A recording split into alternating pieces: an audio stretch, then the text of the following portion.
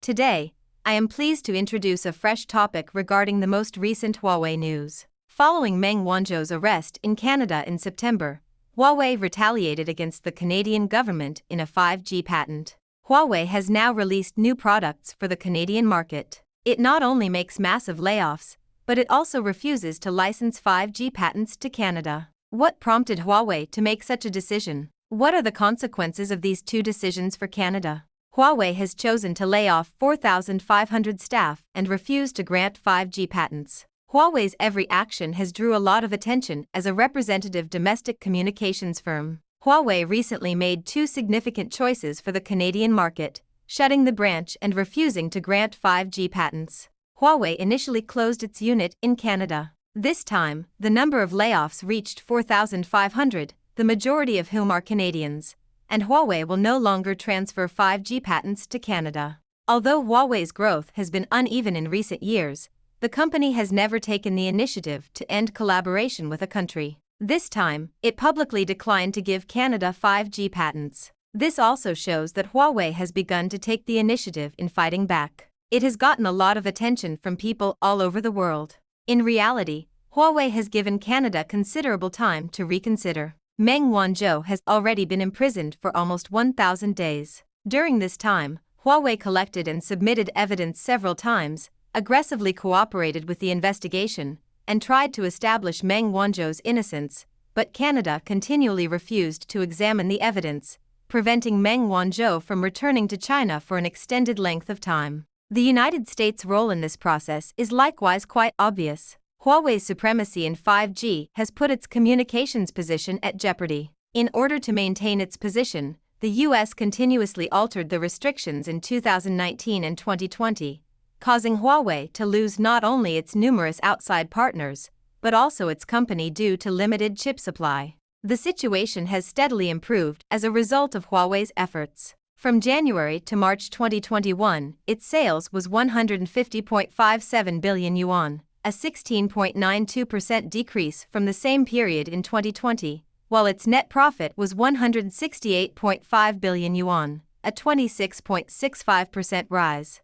5G development in Canada can only be postponed further. This time, Huawei's new advances will be devastating to Canada's development. It is estimated that 4,500 workers in Canada may lose their employment as a result of large-scale layoffs. With the shutdown of its domestic branches, Huawei's 6G R&D center in Canada is expected to relocate. Second, because Canada lacks clearance for Huawei's 5G patent, local 5G development can only be delayed further. Even if it is detached from Huawei, it cannot sidestep Huawei's technologies entirely. After all, Huawei is now the firm with the most 5G patents in the world, with 3,147 patents in total. This also implies that Nokia and Ericsson require Huawei 5G technology in order to supply relevant services to Canada. Unless Canada develops a whole new 5G base station internally, which, given the existing scenario, is exceedingly unlikely.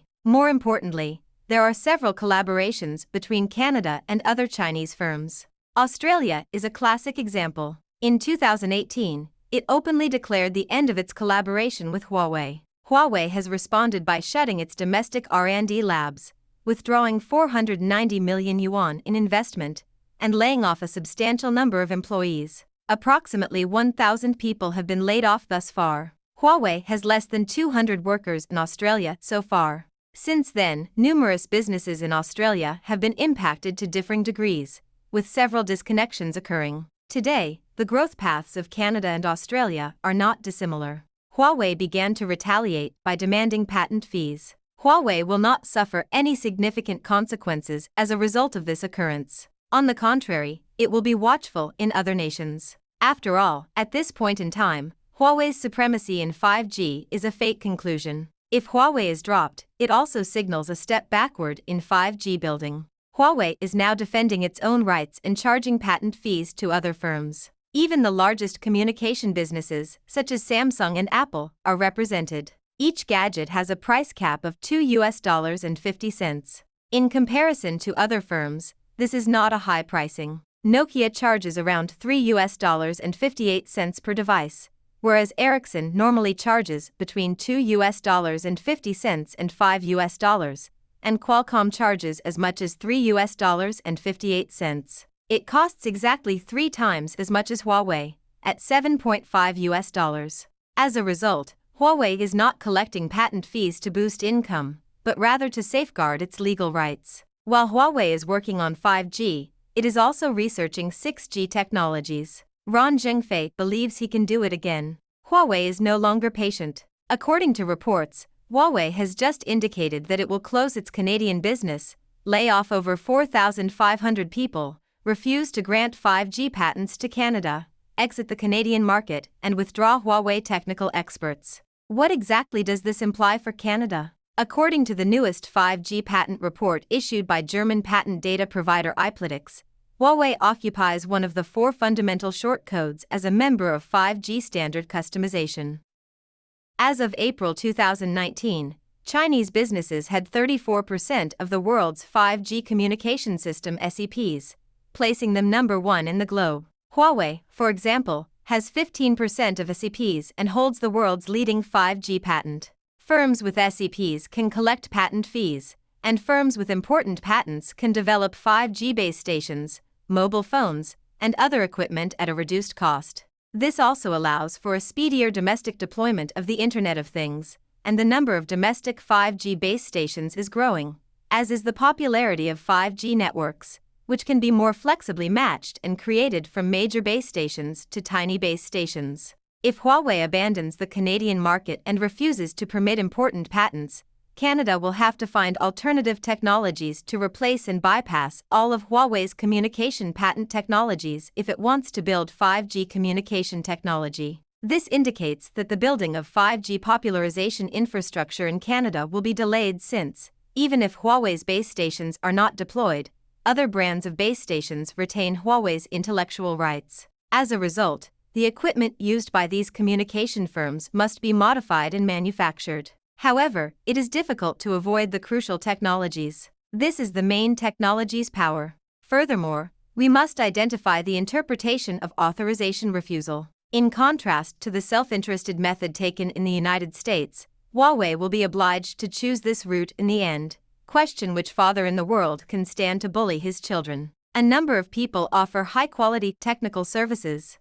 Huawei was placed number 1, followed by Nokia, Samsung, LG, ZTE, Qualcomm, Ericsson, Intel, China Telecom Science and Technology Research Institute, Sharp, and others.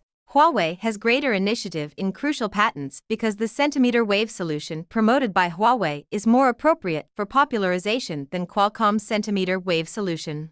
According to reports, Huawei presently possesses 50,300 recognized patents globally. According to previously disclosed World Intellectual Property Organization data, Huawei placed first in the world among international applicants who filed the Patent Cooperation Treaty in 2015, with 3,898 open applications.